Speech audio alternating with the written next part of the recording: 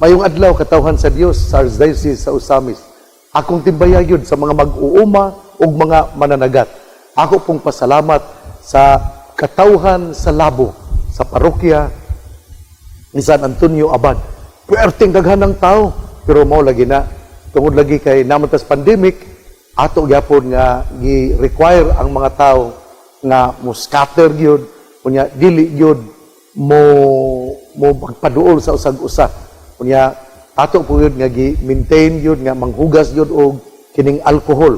Mao na nga nindot pero sa gihapon naagyapon ang atong pag-awhag nga mo maintain yun sa proper distancing. Ako din pasalamat sa ni Ma'am Bebe Lobitania sa Bonifacio. Iya kong gitagaan og kining unom kasako nga bugas. Manang Bebe Lobitania sa Bonifacio, salamat kaayo. Ako pong pasalamat ni Marivic Raagas. Yadtong Domingo, ako di gitagay padadaan ko niya duha ka buok manok. Muna nga, Marivic, salamat kayo og happy fiesta. Nya salamat nya ako lang tong ako ning ihawon, akong giihaw atong Martes kining pizza 18. Kagahapon giihaw. Salamat kaayo. Sa kanunay akong gigreet si Nijeline o Eric Villamor sa Kahayahay Farm, Sigatik, Diot, Clarin. Musa ninyo din ha, salamat kaayo sa inyong pagtabang kadako. Ako pong pasalamat ni Ma'am Bebe Galleros. Salamat kaayo. Kunya, murag galisod ko atong tambong ni atong Domingo sa Dibo sa imong apo. Pero galisod ko muna nga magpamangay ko pasaylo. Ma'am Bebe Galleros, atong principal dinha sa Panaon Community High School, dinha sa Sinakaban, dinha sa Panaon, dinha sa Panaon na gali niya, nahimo na nung kuan, sa to pa Ma'am Bebe Galleros, dinha sa mga kabukiran, ato yung hinumduman ang akong pagpasalamat ngadto ni Ma'am Bebe Galleros, si Ma'am Paulita Bebe Galleros, nga taga Panaon, principal sa Panaon Community High School. Ning adlaw Miyerkules, Enero 19, ako sa greetings, birthday greetings belated, ngadto ni Andel Jan Baran, ngatong Enero 14, Biyernes, o ni Father Banit, ni Giovanni Banit Cañete, ing manusab, belated happy birthday, ngadto ni Ma'am Benny Canunio, sa Enero 15, o belated po, happy birthday ni Reverendo Sir Minard Pangilinan nga taga Oroqueta City nga ordinahan pagkapari karong Pebrero 24, 2022 didto sa Dakbayan sa Oroqueta sa parokya ni Santo Rosario dinha sa Oroqueta City. Atong kutluon ng atong ebanghelyo karon sumala sa Ebanghelyo ni San Marcos. Unya mibalik si Jesus sa sinaguga ug didto'y tao nga kuyos og kamot. May mga tao sab didto nga naniid pag-ayo kun ayuhon ba ni Jesus ang tao sa adlaw ipapahulay aron duna sila ikasumbong batok kaniya. Si Jesus ningon sa tao nga kuyos og kamot, duol nga ri sa akong atubangan. Unya iyang gipangutana ang maong tao, unsa bay gitugot sa tong balaod nga angay buhaton sa adlaw igpapahulay, ang pagtabang ba o ang pagdaot, ang pagluwas ba sa kinabuhi sa tao o ang pagpatay? Apan wala sila mutubag. Tungod niini naglagot si Jesus samtang nagtan-aw kanila, apan nasubo usab siya tungod sa ilang pagkasayop o pagkagahig ulo. Unya iyang giingnan ang tao, ituyod ang imong kamot.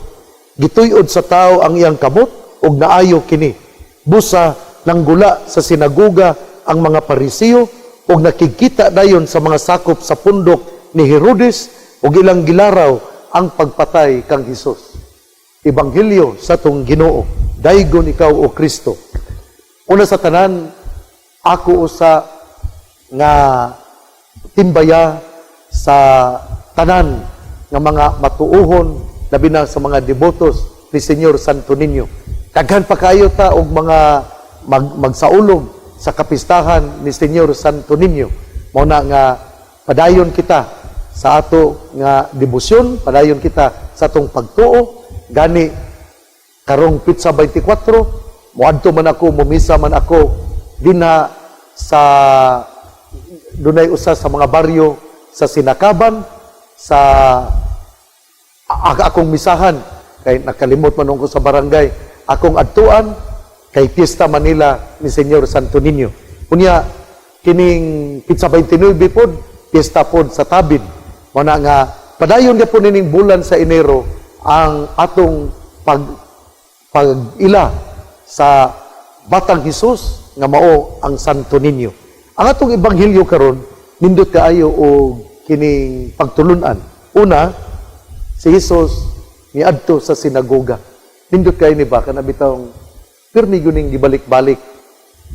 Pirmi nga gibalik-balik sa atong Ginoo. Ang pagtulunan unsa ka importante nga kita muadto gayod sa sinagoga, ang balay nga alampuanan, ang kapilya aron kita mupakita sa pag-ilag pagtahod sa gahom sa atong Ginoo. Muni nga ang atong Ginoo nagpakita gyud nga kita doon na gyud tay obligasyon nga muanha sa balay alampuanan. Ug dinhi gi-istorya gyud sa atong Ginoo nga siya niadto sa sinagoga. Mao gyud ni una nato nga hinumduman. Si Jesus aduna gyud kinaiya nga muadto sa simbahan, muadto sa kapilya, muadto sa sinagoga. Ikaw na po kay kinaiya nga muadto sa simbahan, muadto sa kapilya.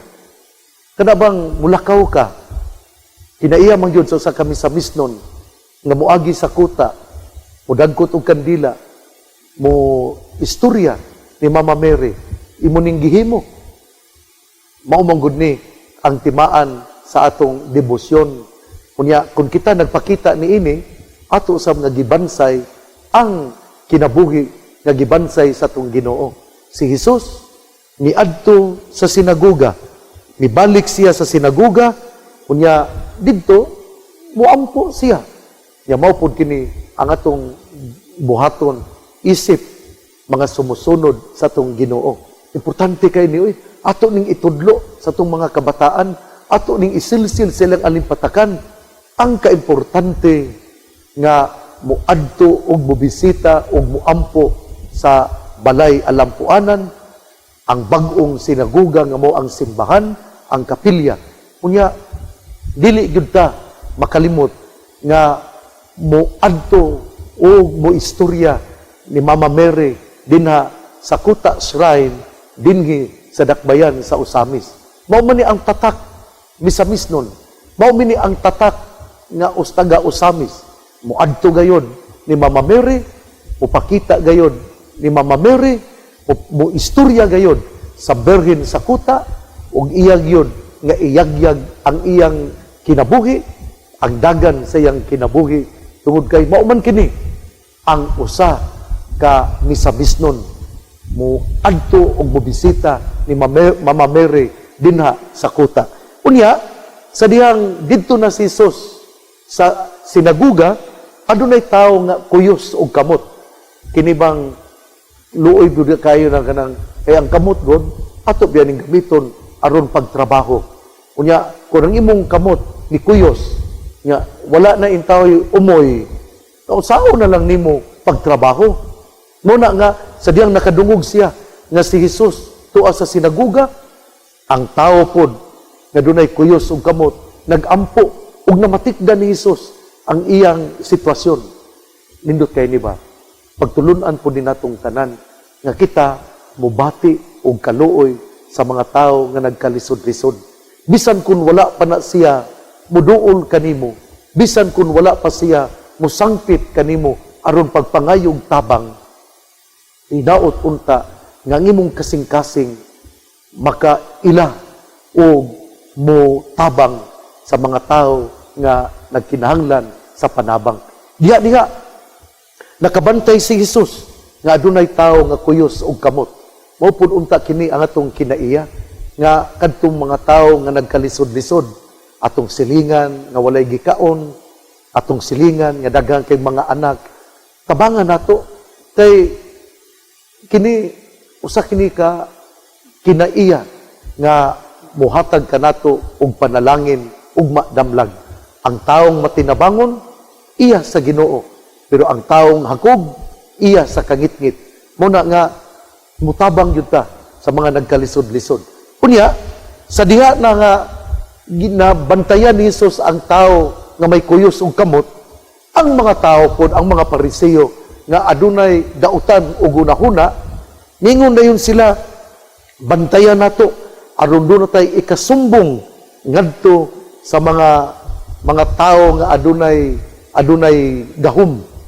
Og nakabantay si Jesus niini, og diha ang atong Ginoo wala mahadlok sa mga tao nga adunay gahom.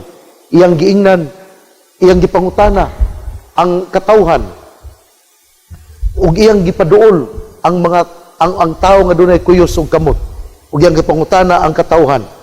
Unsa bay gitugot sa tong balaod nga buhaton nato sa adlaw igpapahulay, ang pagtabang ba o ang pagdaot, ang pagluwas ba sa kinabuhi sa tao o ang pagpatay? Tindot kay mga pangutana, no?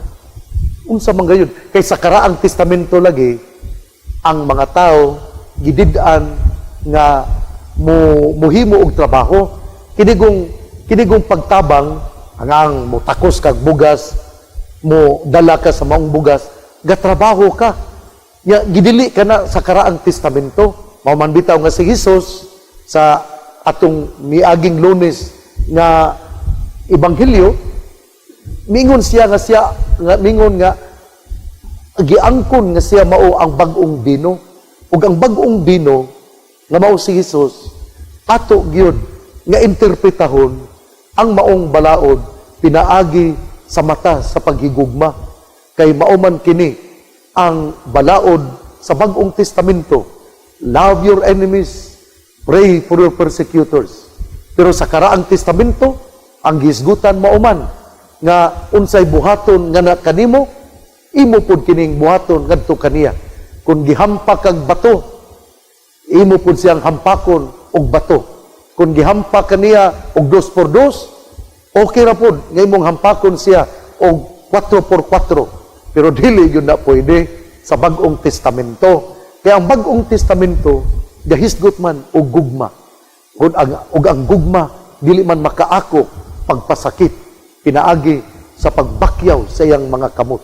Muna nga, dili gayod, dili gayod pwede nga imong pasakitan. Gani, ginaingon man nga, love even those who cause pain to you. Love your enemies. Pray for your persecutors. Imong higugmaon, bisan pa ang labing lisod nga higugmaon. Ug mao kini ang pagtulunan sa Bag-ong Testamento.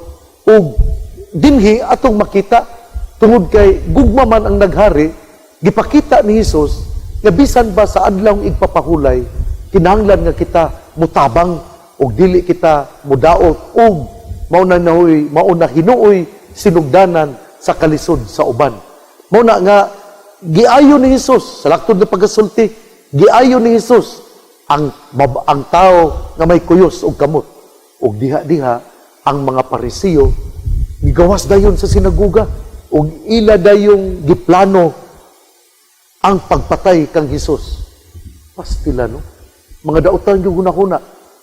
Sakto ba gud na nga magplano kag dautan?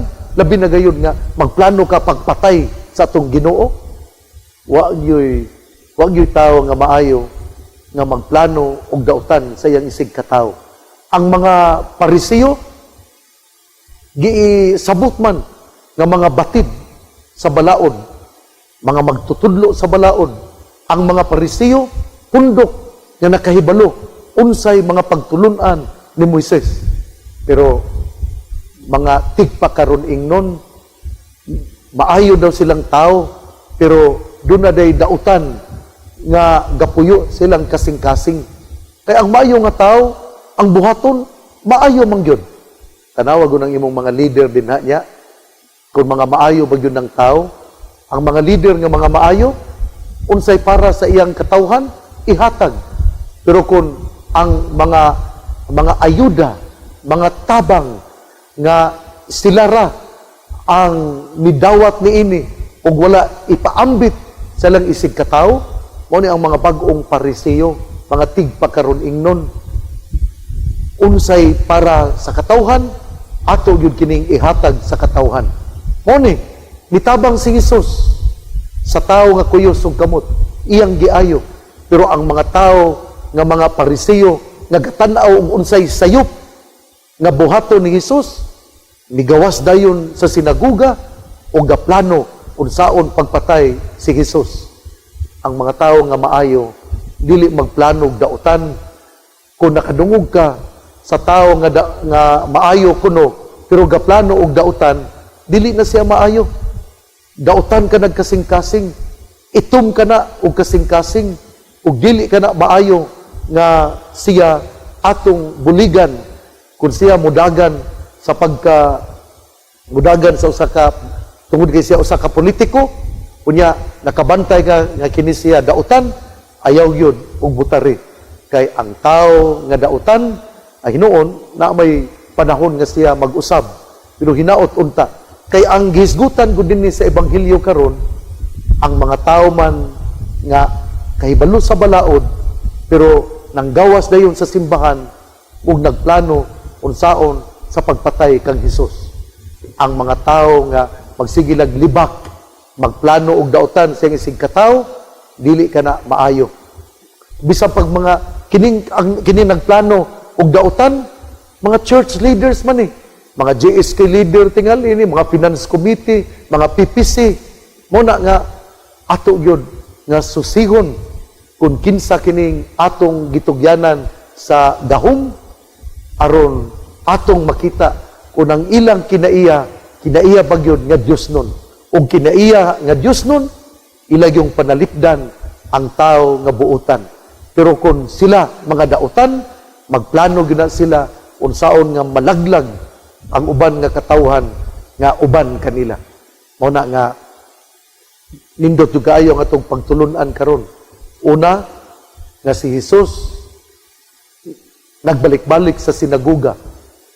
Kana bitang atong lifestyle nga maampuon, nga muhapit gayud sa simbahan ug kapilya ug sa kuta shrine. Ato kining puy-an. Mao kini ang unang pagtulunan. Ikaduha, nga dili nato ipakuyanap ang dautan. Si Jesus nangutana, unsa bay maayong buhaton? Pagluwas ba sa kinabuhi o ang pagpatay? Walay mitubag kaniya. Unsa bay maayong buhaton? Ang pagtabang o ang pagdaot? Walay mitubag kang Hesus. Mao na nga mao kini ang ikaduhang pagtulunan nga sa atong kinabuhi, importante gyud kaayo nga ato dayang tabangan ang mga nagkalisod-lisod. Ikaduha nga ato gayud nga ipakita nga kita mo value sa kinabuhi. So gikan sa pagduaw sa sinaguga, unya dili kita mohimog dautan panahon sa adlawng igpapahulay, mutabang kita sa tuig isig katawo. Ug ang ikatulo mao nga ang ato nga mga lideres kinahanglan gayud nga mga tao nga adunay integrity, mga tao nga dili magplano og dautan batok sa iyang isig katawo, kundi magplano alang sa kaayuhan sa ato nga katilingban. Igsuon, ang mayong balita nga mong pulong ni Jesus, ang ayang pamation, pamalandungan, ug paningkamutan nga mapuy-an. Bulahan ang tao nga namati sa pulong sa Ginoo, sama sa kahoy nga gitanom, daplin sa usa ka sapa, kansang dahon dili gayud malaya. Timpo sa timbunga, siya mamunga. Igsuon, ugma na usab. Akong usbon pagtulunan nining adlaw. Una, muduaw kita sa sinaguga, muduaw kita sa balay sa Ginoo, muduaw kita sa kuta shrine. Ikaduha, nga kita bisan kung adlaw ipapahulay, pero mutabang kita sa tong isig katawo, dili kita mudaot sa tong isig katawo, nya ato yun nga ipatigbabaw ang bili sa kinabuhi, o dili kita mupatay. Ikatulo, nga ato gayod nga kining dili kita magplano kung mga leader kita, dili kita magplano og mga dautan sa atong isig katawo. Hinaut-unta nga ang panalangin sa mga Birhen Maria, gigisangpit sa mga misamisnon nga birhen sa kuta, ang Ginoo magapanalangin kanatong tanan. Sa ngalan samahan sa Anak ug sa Espiritu Santo. Amen.